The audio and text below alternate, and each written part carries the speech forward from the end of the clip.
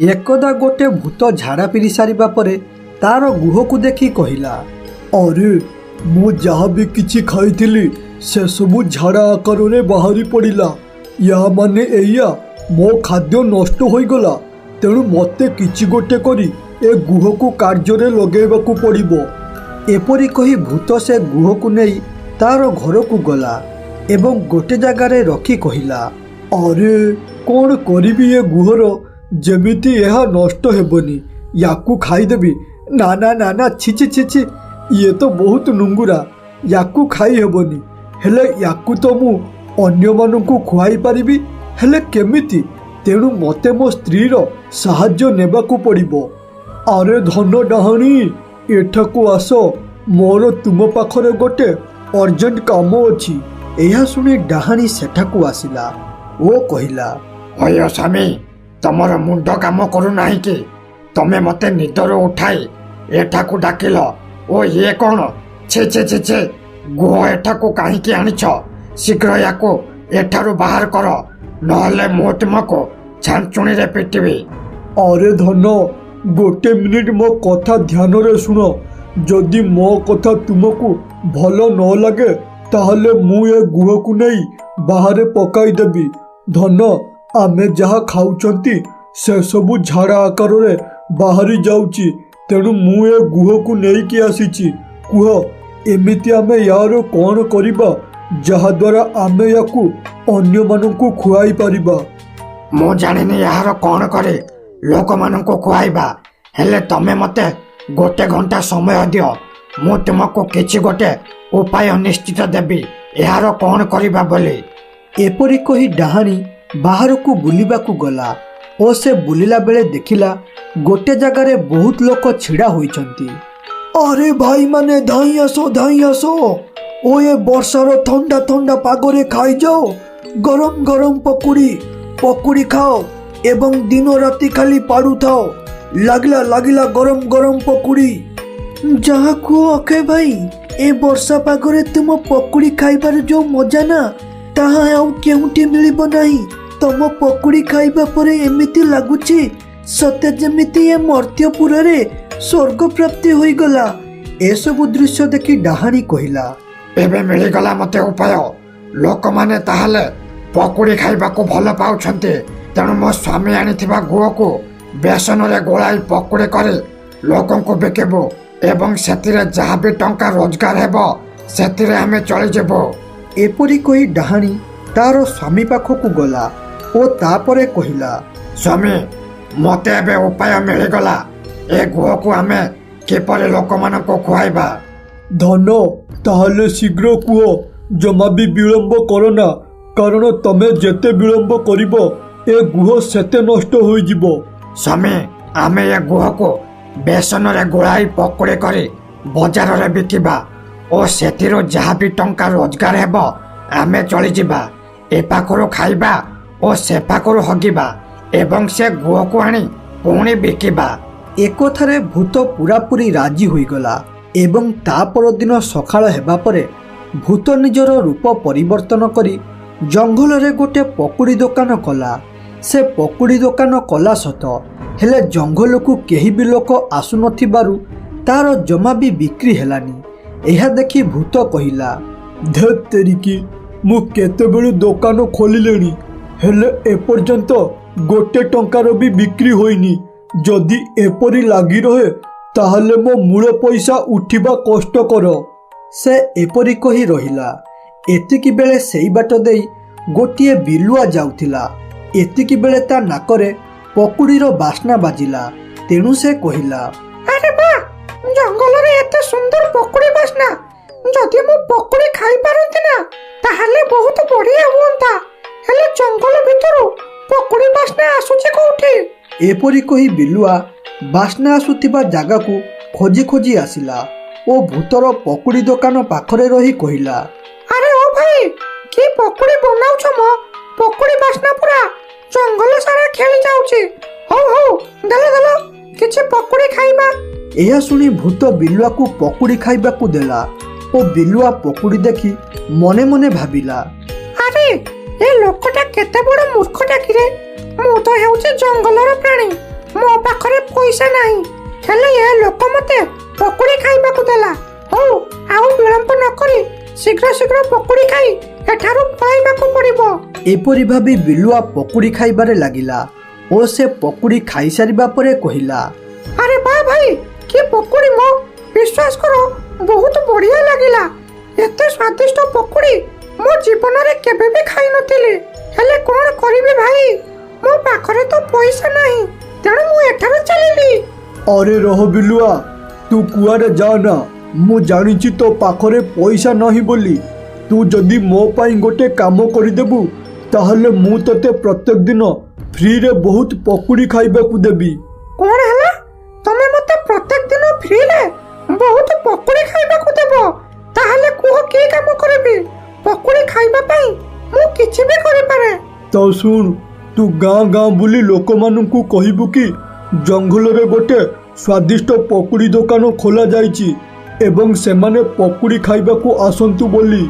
ଆରେ ଏଇ ଗୋଟେ ସାମାନ୍ୟ କଥା, ତମେ ଜମା ବି ଚିନ୍ତା କର ନା। ମୁଁ ଯିବି ଓ ଗାଁ ଗାଁ ବୁଲି ଲୋକଙ୍କୁ କହିବା ସହ ଏଠାକୁ ଡାକିକି ଆଣିବି। ହେଲେ ତମେ ତମର ପ୍ରତିଜ୍ଞା ନ ଭୁଲିବା ଦରକାର। ଏପରି କହି ବିଲୁଆ ସେଠାରୁ ଗାଁ ଆଡ଼କୁ ଗଲା ଓ କିଛି ଦୂରରୁ ଦେଖିଲା ଗାଁର କିଛି ଲୋକ କଥା ହେଉଥାନ୍ତି। ଯାହା କୁହ ରାଜୁ ଭାଇ, ଆମ ଗାଁ ଅକ୍ଷୟ ଭାଇ ପକୁଡ଼ି ଭଳିଆ ଆଉ କୌଣସି ପକୁଡ଼ି ହେବନି। ସେ ଏତେ ସ୍ୱାଦିଷ୍ଟ ପକୁଡ଼ି ବନାଉଛି ଯେ ଖାଲି ଆମ ଗାଁ ନୁହଁ, ବରଂ ଅନ୍ୟ ଗାଁରୁ ଲୋକ ଆସି ତା ପାଖରେ ପକୁଡ଼ି ଖାଉଛନ୍ତି। अरे रघु, तू ठीक कहलु रे। अक्षय पकुड़ीर जो जादू अच्छी, मु तार पकुड़ी खाई दिन राति आउ किछि भी खाऊनी। एते टेस्टी पकुड़ी आउ केही भी बनाई पारिबे नाही। एसबु दृश्य देखि बिलुआ कहिला, ଆରେ ଲାଗୁଛି ଏ ଲୋକ ଗୁଡ଼ିକ ପକୁଡ଼ି ଖାଇବାକୁ ବହୁତ ଭଲ ପାଆନ୍ତି। ଯଦି ମୁଁ ୟାଙ୍କ ପାଖରେ ଜଙ୍ଗଲରେ ହେଉଥିବା ପକୁଡ଼ି ଦୋକାନ କଥା କୁହେ, ତାହେଲେ ଏମାନେ ନିଶ୍ଚିତ ପକୁଡ଼ି ଖାଇବା ପାଇଁ ଜଙ୍ଗଲକୁ ଯିବେ। ବିଲୁଆ ଏପରି କହି ସେ ଲୋକଙ୍କ ପାଖକୁ ଆସିଲା ଓ କହିଲା, ଆରେ ଭାଇମାନେ, ମତେ ଯାହା ଲାଗୁଛି ତମେ ମାନେ ସବୁ ପକୁଡ଼ି ଖାଇବା ପାଇଁ ବହୁତ ଭଲ ପାଅ। ମୁଁ ତମମାନଙ୍କ ପାଇଁ ଗୋଟେ ବଢ଼ିଆ ଅଫର ନେଇକି ଆସିଛି। ସେଇଟା ହେଉଛି 10 ଟଙ୍କାରେ ମନ ଭରିକି ପକୁଡ଼ି ଖାଅ ଓ ସେ ଦୋକାନଟି ଜଙ୍ଗଲରେ ଅଛି। ଆରେ ଏ ବିଲୁଆ, ଆମ ଗାଁରେ ତ ବହୁତ ସ୍ୱାଦିଷ୍ଟ ପକୁଡ଼ି ମିଳୁଛି ଓ ଏଠାକୁ ଅନେକ ଲୋକ ପକୁଡ଼ି ଖାଇବା ପାଇଁ ଆସୁଛନ୍ତି। ତାହେଲେ ଆମେ ଆମ ଗାଁର ପକୁଡ଼ି ନ ଖାଇ ଜଙ୍ଗଲକୁ କାହିଁକି ପକୁଡ଼ି ଖାଇବା ପାଇଁ ଯିବୁ? ଆରେ ଭାଇ, ବିଶ୍ୱାସ କର, ଜଙ୍ଗଲରେ ତିଆରି ହେଉଥିବା ପକୁଡ଼ି ତମ ଗାଁ ପକୁଡ଼ି ଠାରୁ ମଧ୍ୟ ଆହୁରି ସ୍ୱାଦିଷ୍ଟ। ଥରେ ତମେ ଖାଲି ଖାଇକି ଦେଖ ଓ ତାପରେ କହିବ। ହଉ ହଉ, ତୁ ଏଠାରୁ ଯା, ଆମେ କେତେବେଳେ ଗୋଟେ ସମୟ ଦେଖି ପକୁଡ଼ି ଖାଇବା ପାଇଁ ପଳାଇବୁ। ଏହା ଶୁଣି ବିଲୁଆ ଖୁସି ହୋଇଗଲା ଏବଂ ତା ପରଦିନ ହେବା ପରେ ରଘୁଆ ତାଙ୍କ ଗାଁ ପକୁଡ଼ି ଦୋକାନକୁ ପକୁଡ଼ି ଖାଇବା ପାଇଁ ଗଲା ଓ ସେଠାରେ ପହଞ୍ଚି କହିଲା, ଆରେ ଓ ଅକ୍ଷୟ ଭାଇ, 10 ଟଙ୍କାରେ ଗରମ ଗରମ ପକୁଡ଼ି ଦିଅ ତ ଖାଇବା। ମତେ ଜୋରେ ଭୋକ ଲାଗୁଛି, ତେଣୁ ଶୀଘ୍ର ଦେ। ଅକ୍ଷୟର ବହୁତ ପକୁଡ଼ି ବିକ୍ରି ହେଉଥିବାରୁ ତା ମନରେ ଗର୍ବ ପଳାଇ ଆସିଥିଲା। ତେଣୁ ସେ ପକୁଡ଼ିର ରେଟ୍ ବଢ଼ାଇବା ସହ ଲୋକମାନଙ୍କ ସହ ଭଲରେ କଥାବାର୍ତ୍ତା କରୁନଥିଲା। ଆବେ ରଘୁଆ, तो मुंड काम करूनी किबे?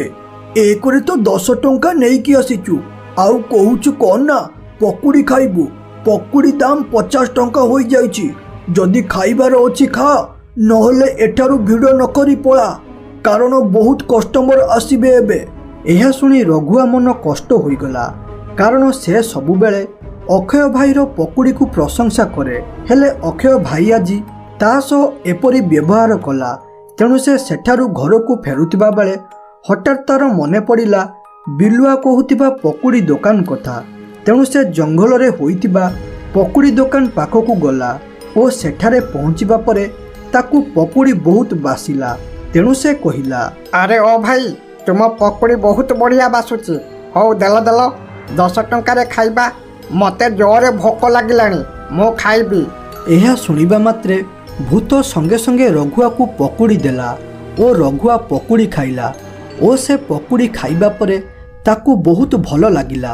ସେ ପକୁଡ଼ି ତାଙ୍କ ଗାଁ ଅକ୍ଷୟ ଭାଇ ପକୁଡ଼ି ଠାରୁ ବି ବହୁତ ଟେଷ୍ଟି ଥିଲା।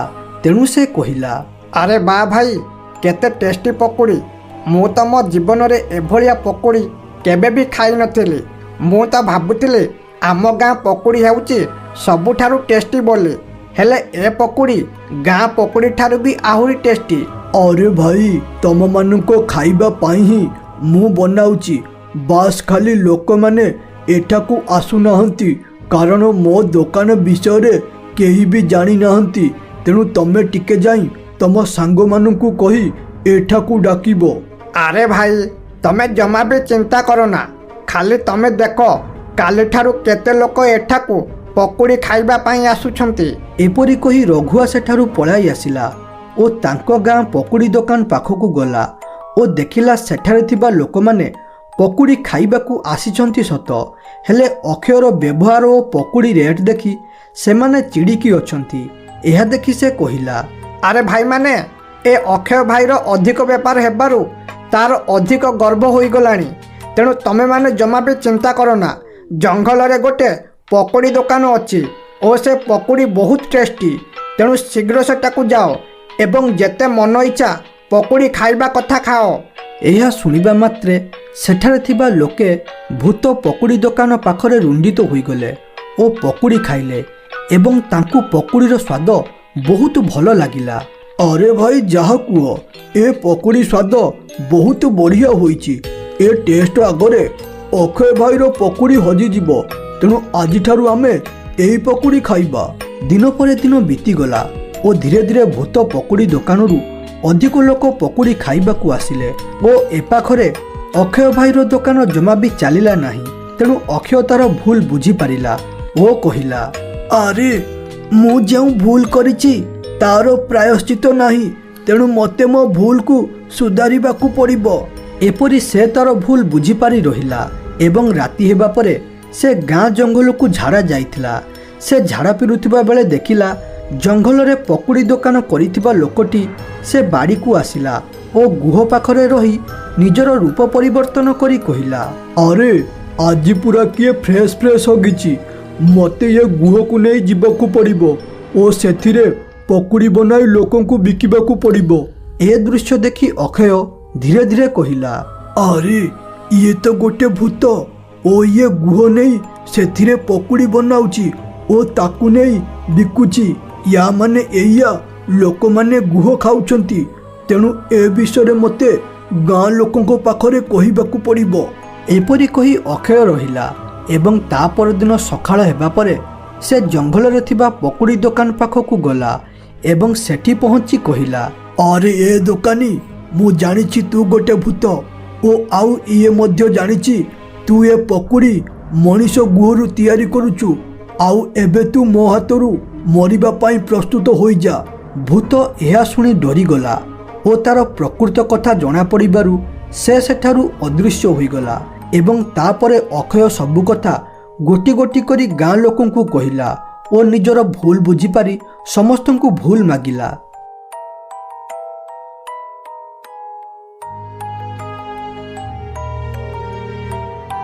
रमेश तार बिछणारे शोइथिबा बेले हठात ताकू जोरे झाड़ा लागिला। तेणु से कहिला, अरे मो पेटटा जोरे काटुची, लागुची झाड़ा हेबो बोधे। तेणु मते शीघ्र गाँ पाख जंगल को जीवाकू पड़िबो, नहले एबे धोतीरे झाड़ा होई जिवो। एपरी कही रमेश घर बाहर को गला ओ देखिला बहुत राति होइथाए। एते राति देखि ताकू जोरे डर लागिला। तेणु से कहिला, एते रातिरे मते एकोला झाड़ा जीवाकू बहुत डर लगुची। तेणु जाउची मो संग विजय को डाकिबी, सांगरे नेइकी जीवी, से मते छिड़ा हेबो ओ मते आउ डर लागिबो नाही। एपरी कही रमेश विजय घर बाहर छिड़ा होई डाकिला, अरे विजय मते जोरे झाड़ा लगुची, तेणु चाल टिके छिड़ा हेबू, मु झाड़ा जीवी। रमेश एपरी कहिबा परे विजयर घर भितरु किछि आवाज आसिला नाही। एहा देखि रमेश पुणी थरे डाकिला, अबे विजय कुआडे मरीगलु ना कौन बे, शीघ्र उठिके आस ओ मते टिके छिड़ा है। रमेश एतिकी कहिबा परे हठात विजय घर भितरु कहिला, एबे सांग रमेश तते कौन झाड़ा पिरिबा पाई समय मिलुनी, एई रातिरे जाउछु। देख सांग मो काम करी बहुत थकी जाइछि, तेणु तू एकला पळा, मु जीविनी। एहा सुनी रमेश ଆଉ ବିଜୟକୁ ତେଲାଇଲା ନାହିଁ, କାରଣ ତାକୁ ଜୋରରେ ଝାଡ଼ା ଲାଗୁଥିଲା। ତେଣୁ ସେ ଶୀଘ୍ର ଶୀଘ୍ର ଗାଁ ପାଖ ଜଙ୍ଗଲକୁ ଝାଡ଼ା ପିରିବାକୁ ଗଲା ଓ ଗୋଟିଏ ବଣ ପାଖ ଦେଖି ବସି ପଡ଼ିଲା। ଓହୋ, ଆଉ ଟିକେ ଯଦି ଅପେକ୍ଷା କରିଥାନ୍ତି ତାହେଲେ ଝାଡ଼ା ଯୋଗୁଁ ମୋ ପଛଟା ଫାଟି ଯାଇଥାନ୍ତା। ଏବେ ଟିକେ ଶାନ୍ତିରେ ଝାଡ଼ା ପିରିବାକୁ ପଡ଼ିବ। ସେ ଏପରି କହି ଝାଡ଼ା ପିରୁଥିବା ବେଳେ ହଠାତ୍ ତାକୁ କିଛି ଆବାଜ ଶୁଭିଲା। ଏହା ଶୁଣି ରମେଶ କହିଲା, ଆରେ ଏତେ ରାତିରେ ଏଠାରେ ଇଏ କିପରି ଆବାଜ? ସତେ ଯେପରି କିଏ କିଛି ଚାଟି ଚାଟି ଖାଉଛି। ସେ ଏପରି କହିଛି, ହଠାତ୍ ତାର ନଜର ପଡ଼ିଲା କିଛି ଦୂରରେ ଓ ସେ ଦେଖିଲା ଗୋଟେ ଚରା ଡାହାଣୀ ଗୋଡ଼ ଉପରକୁ ଓ ହାତ ତଳକୁ କରି ଗୁହ ଖାଉଥାଏ। ଏହା ଦେଖି ରମେଶ ଡରରେ କହିଲା, ଆରେ ଡାହାଣୀ, ମୁଁ ତ ମୋ ଜେଜେଙ୍କଠାରୁ ଶୁଣିଥିଲି ଗୁଅଖିଆ ଡାହାଣୀ ଅଛନ୍ତି ବୋଲି, ହେଲେ ଆଜି ପ୍ରକୃତରେ ଦେଖିଲି। ତେଣୁ ମୋତେ ଏଠାରୁ ଶୀଘ୍ର ପଳାଇବାକୁ ପଡ଼ିବ, ନହେଲେ ଡାହାଣୀ ମୋ ଗୁଅ ଗନ୍ଧରେ ଏଠାକୁ ପଳାଇ ଆସିବ। ଏପରି କହି ରମେଶ ସେଠାରୁ ଲୁଚିକି ପଳାଇ ଆସିଲା ଓ ଘରେ ପହଞ୍ଚି କହିଲା, ଆରେ ବାପରେ, କି ଭୟଙ୍କର ଡାହାଣୀଟା! ଯଦି ଆଉ ଅଳ୍ପ ସମୟ ସେଠାରେ ରହିଥାନ୍ତି ତାହେଲେ ମୋର କ'ଣ ହୋଇଥାନ୍ତା ମୁଁ ଭାବି ପାରୁନି। ଏପରି କହି ରମେଶ ରହିଲା ଏବଂ ସକାଳ ହେବା ପରେ ବିଜୟ ରମେଶର ଘର ପାଖକୁ ଆସି କହିଲା, ଆରେ ଓ ରମେଶ, ଚାଲ କାମକୁ ଯିବା। ଆଜି ଆମେ ଟିକେ ଓଭର ଟାଇମ୍ କାମ କରିବା ଓ ଅଧିକ ଟଙ୍କା ନେଇକି ଆସିବା। ବିଜୟ ଏପରି କହିଲା, ହେଲେ ରମେଶର କୌଣସି ଆବାଜ ଆସିଲା ନାହିଁ। ତେଣୁ ବିଜୟ ରମେଶର ଘର ଭିତରକୁ ଗଲା ଓ ଦେଖିଲା ରମେଶ ନିଦରେ ଶୋଇଥାଏ। ଏହା ଦେଖି ବିଜୟ କହିଲା, ଆରେ ରମେଶ, କ'ଣ ଶୋଇଛୁ? କ'ଣ ଆଜି କାମକୁ ଯିବୁନି କି? ଏହା ଶୁଣି ରମେଶର ନିଦ ଭାଙ୍ଗିଲା ଓ କହିଲା, ଆରେ ବିଜୟ, ମୋତେ ଜୋରେ ଜ୍ୱର କାରଣରୁ ମୋ ଦେହ ଥରୁଛି, ତେଣୁ ମୁଁ ଆଜି କାମକୁ ଯାଇପାରିବି ନାହିଁ। ଆବେ, ତୁ ତ ହଟାକଟା ଲୋକଟା ଥିଲୁ ଓ ଏମିତିରେ ତୁ ବେଶୀ ପାଣି ଘାଣ୍ଟି ହେଉନା, ହେଲେ ହଠାତ୍ ତତେ ଏପରି ଜ୍ୱର ହୋଇଗଲା କେମିତି? ଏହା ଶୁଣିବା ମାତ୍ରେ କାଲି ରାତିରେ କ'ଣ ହୋଇଥିଲା ଓ କିପରି ଗୋଟିଏ ଚରା ଡାହାଣୀ ଗୁହ ଖାଉଥିଲା ସବୁ କଥା ରମେଶ ଗୋଟି ଗୋଟି କରି ବିଜୟକୁ କହିଲା। ଏହା ଶୁଣିବା ମାତ୍ରେ ବିଜୟ ଟିକେ ମଜା ଉଡ଼ାଇ କହିଲା, ମୋତେ ଯାହା ଲାଗୁଛି କାଲି ରାତିରେ ଏକଲା ଝାଡ଼ା ଯାଇ ଗଛକୁ ଦେଖି ଡରି ଯାଇଥିବୁ। କହିଲା କ'ଣ ନା ଗୁଅଖିଆ ଡାହାଣୀ। ଆବେ, ସେଟା କେବଳ କାହାଣୀର ଥାଏ, କିନ୍ତୁ ପ୍ରକୃତରେ ନଥାଏ। ବିଜୟ ଏପରି ମଜା ଉଡ଼ାଇ ସେଠାରୁ ପଳାଇଲା ଏବଂ ଧୀରେ ଧୀରେ ସମୟ ଗଡ଼ି ରାତି ହେଲା। ରାତି ହେବା ପରେ ହଠାତ୍ ବିଜୟକୁ ଜୋରରେ ଝାଡ଼ା ଲାଗିଲା। ତେଣୁ ସେ କହିଲା, ଆରେ, ଏ ଝାଡ଼ାଟାକୁ ବି ଏତେବେଳେ ଲାଗିବାର ଥିଲା। ଏବେ ମୋତେ ଜଙ୍ଗଲକୁ ଝାଡ଼ା ଯିବାକୁ ପଡ଼ିବ। ଏପରି କହି ବିଜୟ ଘର ବାହାରକୁ ଆସିଲା ଓ ଦେଖିଲା ଗାଁରେ ଗୋଟେ ବି ଲୋକ ନଥାନ୍ତି ଓ ଗାଁ ପୁରା ଶାନ୍ତ ପଡ଼ିଥାଏ। ଏହା ଦେଖି ବିଜୟକୁ ଟିକେ ଡର ଲାଗିଲା। ତେଣୁ ସେ କହିଲା, ଏପରି ସୁନସାନ ରାତିକୁ ଦେଖି ମୋତେ ବହୁତ ଡର ଲାଗୁଛି। ଯଦି ସତରେ ସେ ଗୁଅଖିଆ ଡାହାଣୀ ବାହାରେ ନା, ତାହେଲେ ମୋ ବେଳ ଖରାପ। ହେ, ସେ ରମେଶଟା ପାଗଳ ହୋଇଯାଇଥିବ ବୋଧେ। ତେଣୁ ନ ଡରି ଶୀଘ୍ର ଝାଡ଼ା ପିରି ଆସିବାକୁ ପଡ଼ିବ। ବିଜୟ ଏପରି କହି ଗାଁ ଜଙ୍ଗଲ ପାଖକୁ ଝାଡ଼ା ଗଲା ଓ ସେଠାରେ ପହଞ୍ଚିଛି କି ନାହିଁ ହଠାତ୍ ଗୋଟିଏ ଅଜୀବ ପ୍ରକାର ଆବାଜ ଆସିଲା। ଏ ଆବାଜ ଶୁଣି ବିଜୟ କହିଲା, ଆରେ, ଇଏ କି ପ୍ରକାର ଆବାଜ? ସତରେ ସେ ଗୁଅଖିଆ ଚରା ଡାହାଣୀ ବାହାରିଲା ନା କ'ଣ? ତେଣୁ ମୋତେ ଗୋଟେ ଜାଗାରେ ଲୁଚିକି ରହିବାକୁ ପଡ଼ିବ। ଏପରି କହି ବିଜୟ ଗୋଟିଏ ଜାଗାରେ ଲୁଚିଗଲା। ଏତିକି ବେଳେ ହଠାତ୍ ବଣ ଭିତରୁ ସେ ଗୁଅଖିଆ ଡାହାଣୀ ବାହାରିଲା ଓ ଗୁହ ଖାଇବାରେ ଲାଗିଲା। ଏହା ଦେଖି ବିଜୟ ବହୁତ ଜୋରେ ଡରି ଯାଇ କହିଲା, ଆରେ, ମୋ ସାଙ୍ଗ ସତ କହୁଥିଲା, ଏଠାରେ ଗୋଟିଏ ଗୁଅଖିଆ ଚରା ଡାହାଣୀ ଅଛି। ତେଣୁ ଏ ବିଷୟରେ ମୋତେ ଗାଁ ଲୋକଙ୍କୁ କହିବାକୁ ପଡ଼ିବ, ନହେଲେ ବହୁତ ଅସୁବିଧା ହୋଇଯିବ। ଏପରି କହି ବିଜୟ ସେଠାରୁ ପଳାଇ ଆସିଲା ଏବଂ ସକାଳ ହେବା ପରେ ସେ ରମେଶ ପାଖକୁ ଗଲା ଓ ସେଠି ପହଞ୍ଚି କହିଲା, ସାଙ୍ଗ, ମୋତେ କ୍ଷମା କରିଦେ। ମୁଁ ତୋ କଥାକୁ ବିଶ୍ୱାସ ନ କରି ତୋର ମଜା ଉଡ଼ାଇଥିଲି। ହେଲେ କାଲି ରାତିରେ ସତକୁ ସତ ସେ ଗୁଅଖିଆ ଡାହାଣୀକୁ ଦେଖିଲି। ତେଣୁ ଚାଲ ଏ ବିଷୟରେ ଗାଁ ଲୋକଙ୍କୁ କହିବା। ବିଜୟ ଏପରି କହିବା ପରେ ସେ ଦୁଇ ଜଣ ମିଶି ମୁଖିଆଙ୍କ ପାଖକୁ ଗଲେ। ବିଜୟ ଓ ରମେଶକୁ ଦେଖି ମୁଖିଆ କହିଲେ, ଆରେ ରମେଶ ଓ ବିଜୟ, ହଠାତ୍ ଆଜି ଏଠାକୁ କେମିତି ଆସିବା ହେଲା? ହଉ କୁହ, ତୁମର କ'ଣ ଅସୁବିଧା ହୋଇଛି? ଏହା ଶୁଣିବା ମାତ୍ରେ ରମେଶ ସବୁ କଥା ଗୋଟି ଗୋଟି କରି ମୁଖିଆଙ୍କୁ କହିଲା। ଏହା ଶୁଣିବା ମାତ୍ରେ ମୁଖିଆ କହିଲେ, ଆରେ କ'ଣ କହୁଛ ତୁମେ ଦୁଇ ଜଣ? ସତରେ କ'ଣ ଆମ ଗାଁରେ ଗୋଟେ ଗୁଅଖିଆ ଡାହାଣୀ ଅଛି? ମୁଖିଆଙ୍କ ଏକଥାରେ ତାଙ୍କ ପାଖରେ ଥିବା ଚଙ୍ଗୁ କହିଲା, ଆରେ ମୁଖିଆ, ଏ ଦୁଇ ଜଣ ସତ କହୁଛନ୍ତି। କାରଣ ସେ ଗୁଅଖିଆ ଡାହାଣୀକୁ କେବଳ ଏ ଦୁଇ ଜଣ ନୁହଁ, ବରଂ ମୁଁ ମଧ୍ୟ ଦେଖିଛି। ହେଲେ ମୋ କଥାକୁ କେହି ବିଶ୍ୱାସ କରିବେ ନାହିଁ ବୋଲି ମୁଁ କାହାକୁ କହୁନଥିଲି। ତାହେଲେ ଏହା ତ ବଡ଼ ସମସ୍ୟାର ବିଷୟ। ଯଦି ଏପରି ସେ ଗୁଅଖିଆ ଡାହାଣୀ ରାତିରେ ବୁଲେ ନା, ତାହେଲେ ଆମ ଗାଁ ଲୋକଙ୍କ ପ୍ରତି ବହୁତ ବିପଦ ହେବ। ତେଣୁ କୁହ, ଏବେ ଆମେ କ'ଣ କରିବା? ଏକଥାରେ ପଞ୍ଚାୟତରେ ଥିବା ଜଣେ ବୃଦ୍ଧ ଲୋକ କହିଲେ, ଆରେ ମୁଖିଆ, ଏହା ଆମ ଗାଁ ପାଇଁ କୌଣସି ନୂଆ କଥା ନୁହଁ। ଆଜିଠୁ 60 ବର୍ଷ ତଳେ ଏପରି ଘଟଣା ଘଟିଥିଲା। ତେଣୁ ଏପରି ସମସ୍ୟାରୁ ମୁକୁଳିବା ପାଇଁ କେବଳ ଗୋଟିଏ ଉପାୟ ହେଲା, ଆଗେ ଆମକୁ ଜାଣିବାକୁ ପଡ଼ିବ କିଏ ସେ ସ୍ତ୍ରୀ ଲୋକ ଯିଏ ଚୋରା ଡାହାଣୀ ହେଉଛି। ସେ ଚୋରା ଡାହାଣୀ ହେଉଥିବା ସ୍ତ୍ରୀ ଲୋକକୁ ଦେଖିବା ପାଇଁ ଗୋଟିଏ ପ୍ଲାନ୍ କରିବାକୁ ପଡ଼ିବ। ସେଇଟା ହେଲା, ଆଜି ରାତିରେ କିଛି ଲୋକ ଗାଁରେ ଲୁଚିକି ନଜର ରଖିବେ ଓ ଆଉ କିଛି ସେ ଝାଡ଼ାପିଡ଼ା ଜଙ୍ଗଲ ଉପରେ ଲୁଚିକି ନଜର ରଖିବେ। ଓ ହଁ, ଆଉ ଗୋଟେ କଥା ଶୁଣ, ଏ ବିଷୟରେ ଗାଁର କୌଣସି ସ୍ତ୍ରୀ ଲୋକ ନ ଜାଣିବା ଦରକାର। ମୁଖିଆଙ୍କ ଏକଥାରେ ସମସ୍ତ ଗାଁ ଲୋକ ରାଜି ହୋଇଗଲେ ଓ ଧୀରେ ଧୀରେ ସମୟ ଗଡ଼ି ରାତି ହୋଇଗଲା। ରାତି ହେବା ପରେ ପ୍ଲାନିଂ ଅନୁସାରେ ଗାଁରେ ସବୁ ଲୋକ ଜଗିକି ରହିଲେ ଏବଂ ଧୀରେ ଧୀରେ ସମୟ ଗଡ଼ି ରାତି 3ଟା ହୋଇଗଲା। ଏତିକି ବେଳେ ହଠାତ୍ ଗୋଟେ ସ୍ତ୍ରୀ ଲୋକ ଗାଁରୁ ଚାଲି ଚାଲି ଜଙ୍ଗଲ ଆଡ଼କୁ ଗଲା ଏବଂ ଏପାଖରେ କିଛି ଲୋକ ଜଙ୍ଗଲରେ ଲୁଚିକି ରହିଥିଲେ ଓ ସେମାନେ ଦେଖିଲେ ଗାଁରୁ ଯାଇଥିବା ସ୍ତ୍ରୀ ଲୋକଟି ହଠାତ୍ ଗୋଟିଏ ଚୋରା ଡାହାଣୀରେ ପରିଣତ ହୋଇଗଲା ଓ ଗୁହ ଖାଇବାରେ ଲାଗିଲା। ଏହା ଦେଖି ସେଠାରେ ଲୁଚିକି ରହିଥିବା ରମେଶ କହିଲା, ଆରେ ଇଏ ତ ଆମ ଗାଁ ଶୁଭମ ଭାଇଙ୍କ ସ୍ତ୍ରୀ। ତାହେଲେ ଇଏ ପ୍ରତ୍ୟେକ ଦିନ ଚୋରା ଡାହାଣୀ ହୋଇ ଏଠାକୁ ଗୁଅ ଖାଇବାକୁ ଆସୁଛି। ତେଣୁ ଏ ବିଷୟରେ କାଲି ପଞ୍ଚାୟତରେ କହିବାକୁ ପଡ଼ିବ। ଏପରି କହି ରହିଲେ ଏବଂ ତା ପରଦିନ ସକାଳ ହେବା ପରେ ପଞ୍ଚାୟତରେ ମିଟିଂ ବସିଲା। ଆରେ କୁହ ଗାଁ ବାଲା, କାଲି ରାତିରେ କାହାକୁ ଦେଖିଲ ଚୋରା ଡାହାଣୀ ହେବାର? ମୁଖିଆ, ସେ ଚୋରା ଡାହାଣୀ ଆଉ କେହି ନୁହଁ, ବରଂ ଆମ ଗାଁ ଶୁଭମ ଭାଇର ସ୍ତ୍ରୀ।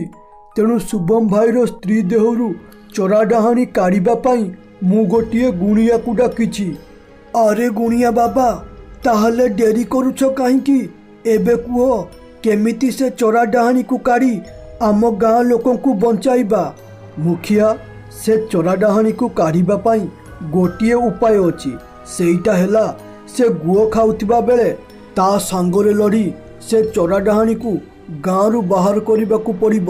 ତେଣୁ ଆଜି ରାତି ହେଲେ ମୋ ସାଥିରେ କିଛି ଲୋକ ଗୁହଖିଆ ଜଙ୍ଗଲ ପାଖରେ ଅପେକ୍ଷା କରିବ ଓ ସେ ଚୋରା ଡାହାଣୀ ଆସିଲେ ମୁଁ ତା ସାଙ୍ଗେ ଲଢ଼ିବି।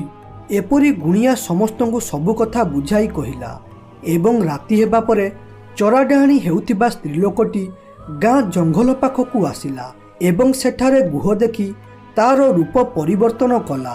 ଏତିକି ବେଳେ ଗୁଣିଆ ତା ସାମ୍ନାକୁ ଆସିଲେ। ଗୁଣିଆକୁ ଦେଖି ଚୋରା ଡାହାଣୀ କହିଲା, ଆରେ ଏ ଗୁଣିଆ, ଦେଖ, ମୁଁ ତୋର କିଛି ବି ଅସୁବିଧା କରିନି। ତେଣୁ ଭଲ ହେବ ତୁ ମୋତେ ହଇରାଣ ନ କରି ଏଠାରୁ ପଳା, ନହେଲେ ଗୁହ ପଛରେ ଖାଇବେ, ଆଗେ ତ ରକ୍ତ ପିଇଯିବେ। ଏହା ଶୁଣି ଗୁଣିଆ ବହୁତ ଜୋରରେ ରାଗିଗଲେ ଓ ନିଜର ଶକ୍ତିରେ ସେଇଟାରେ ହିଁ ଚୋରା ଡାହାଣୀକୁ ମାରିଦେଲେ। ଚୋରା ଡାହାଣୀ ମରିବା ପରେ ସେ ସ୍ତ୍ରୀ ଲୋକ ତାର ପୂର୍ବ ଅବସ୍ଥାକୁ ଫେରି ଆସିଲା।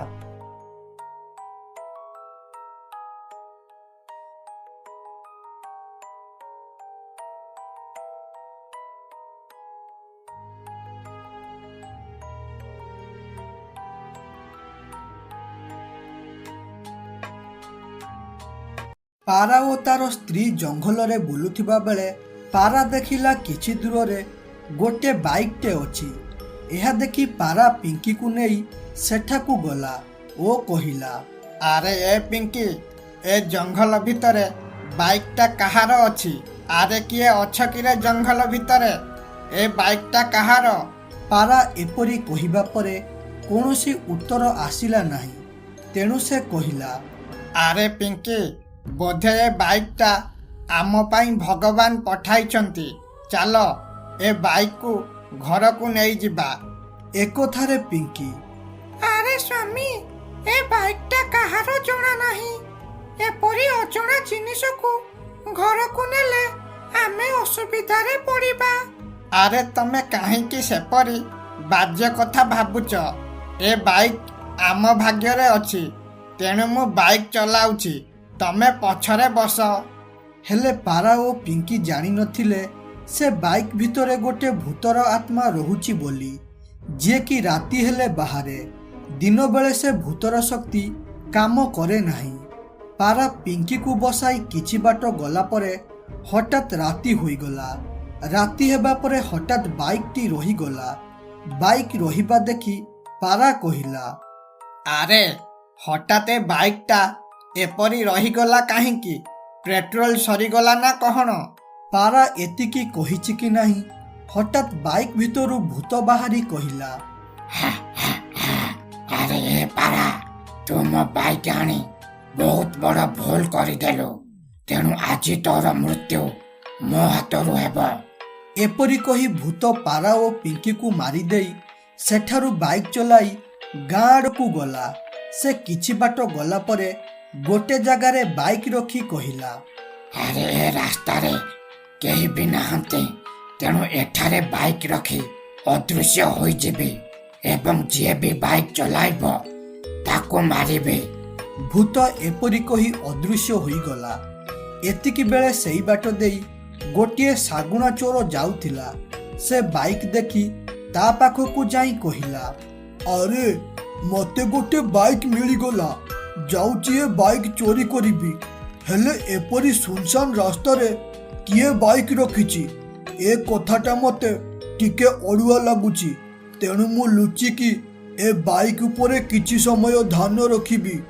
ଯଦି ଏ ବାଇକ୍କୁ କେହି ନ ନିଅନ୍ତି ତାହେଲେ ମୁଁ ନେଇଯିବି। ଏପରି କହି ଶାଗୁଣା ଗୋଟେ ଜାଗାରେ ଲୁଚି ରହି ସେ ବାଇକ୍ ଉପରେ ଧ୍ୟାନ ରଖିଲା। ପାଖାପାଖି ଅଧଘଣ୍ଟା ଗଡ଼ିବା ପରେ ସେଇ ବାଟ ଦେଇ ଗୋଟିଏ ଟିକି ଚଢ଼େଇ ଯାଉଥିଲା। ସେ ବାଇକ୍କୁ ଦେଖି ତା ପାଖକୁ ଗଲା ଓ କହିଲା, ଆରେ କିଏ ଅଛି କିରେ ଏଠି? ଏ ବାଇକ୍ଟା କାହାର? ଶୀଘ୍ର ଏଠାରୁ ନେଇଯାଅ, ନହେଲେ ମୁଁ ନେଇଯିବି। ଟିକି ଚଢ଼େଇ ଏହା କହିବା ପରେ କୌଣସି ଉତ୍ତର ଆସିଲା ନାହିଁ। ତେଣୁ ସେ କହିଲା, ଆରେ ଏମିତିରେ ମୁଁ ନୂଆ ବାଇକ୍ କିଣିଥାନ୍ତି, ହେଲେ ମୁଁ ମାଗଣାରେ ପାଇଗଲି। ଧନ୍ୟବାଦ ପ୍ରଭୁ, ମୋ ଭାଗ୍ୟରେ ଏ ବାଇକ୍କୁ ଦେଇଥିବାରୁ।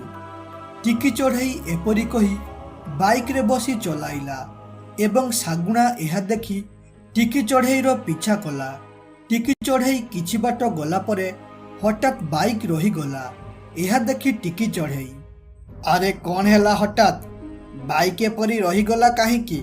ପାଖରେ ତ ଗ୍ୟାରେଜ ନାହିଁ କିମ୍ବା ସାହାଯ୍ୟ କରିବା ପାଇଁ କେହି ବି ଲୋକ ନାହାନ୍ତି। ଏବେ ମୁଁ କଣ କରିବି? ଟିକି ଚଢ଼େଇ ଏପରି କହୁଥିବା ବେଳେ ହଠାତ୍ ଗୋଟେ ଆବାଜ ଶୁଭିଲା, ଏ ଚଢ଼େଇ, ତୁ କିଛି କରନା, ବାସ୍ ଖାଲି ମରିବା ପାଇଁ ଏବେ ପ୍ରସ୍ତୁତ ହୋଇଯା। ତୋର ଶେଷ ସମୟ ଏବେ ଆସିଗଲା। ଏହା ଶୁଣି ଟିକି ଚଢ଼େଇ ଡରିଗଲା ଓ ଡର ଡର ସ୍ୱରରେ କହିଲା, ଆରେ କିଏ ତମେ? ମତେ କାହିଁକି ଏପରି ଡରାଉଛ? ଓ ମୁଁ ତୁମର କି କ୍ଷତି କରିଛି? ମତେ ତମେ କାହିଁକି ମାରିବ? ଏହା ଶୁଣି ସଙ୍ଗେ ସଙ୍ଗେ ଭୂତ ସେଠାରେ ପ୍ରକଟ ହେଲା ଓ କହିଲା, ଆରେ ଏ ମୂର୍ଖ ଚଢ଼େଇ, ତୁ ଯେମିତି ମାଗଣାରେ ବାଇକ୍କୁ ରାସ୍ତାରୁ ଆଣିଥିଲୁ, ଠିକ୍ ସେପରି ମାଗଣାରେ ଏବେ ମରିବୁ। ଏପରି କହି ଭୂତ ଟିକି ଚଢ଼େଇକୁ ମାରିଦେଲା। ଏସବୁ ଦୃଶ୍ୟ ଶାଗୁଣା ଦେଖି କହିଲା, ଆରେ ବାପରେ, ଏଇଟା ଗୋଟେ ଭୂତ ବାଇକ୍ଟା। ଯଦି ମୁଁ ୟାକୁ ଚଲାଇଥାନ୍ତି ତାହେଲେ ଏ ଭୂତ ମତେ ମାରି ଦେଇଥାନ୍ତା।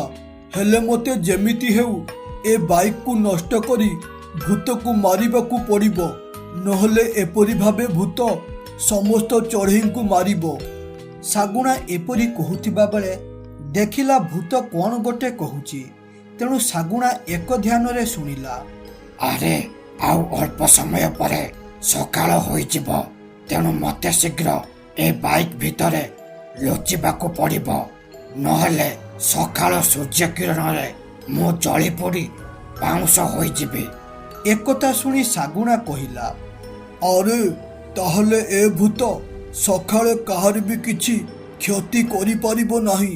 ତେଣୁ ମୁଁ ସକାଳେ ଏ ଗାଡ଼ିଟାକୁ ନିଆଁ ଲଗାଇଦେବି, ଯାହାଫଳରେ ବାଇକ୍ ଜଳିଯିବ ଓ ଭୂତ ମରିଯିବ। ଏପରି କହି ଶାଗୁଣା ସକାଳ ହେବାର ଅପେକ୍ଷା କଲା ଓ ସକାଳ ହେବା ପରେ ଶାଗୁଣା ବାଇକ୍ ପାଖକୁ ଯାଇ ନିଆଁ ଲଗାଇଦେଲା। ବାଇକ୍ରେ ନିଆଁ ଲାଗିବା ପରେ ଭୂତ ଜୋରରେ ଚିଲ୍ଲାଇ କହିଲା, ଆରେ କିଏ ରେ ମତେ ନିଆଁ ଲଗାଉଛି? ଦୟାକରି ମତେ ଛାଡ଼ିଦେ, ମତେ ମାରନା। ଏକଥାରେ ଶାଗୁଣା, ଆରେ ଏ ଦୁଷ୍ଟ ଭୂତ, ମୁଁ ତତେ ଛାଡ଼ିବିନି, କାରଣ ତତେ ଛାଡ଼ିଲେ ତୁ ନିରୀହ ପ୍ରାଣୀଙ୍କୁ ମାରିବୁ, ତେଣୁ ତୁ ଏଇଠାରେ ମର। ଶାଗୁଣା ଏପରି ଭାବେ ନିଜର ବୁଦ୍ଧି ବଳେ ଜୀବନ ବଞ୍ଚାଇବା ସହ ଭୂତକୁ ମାରିଦେଲା।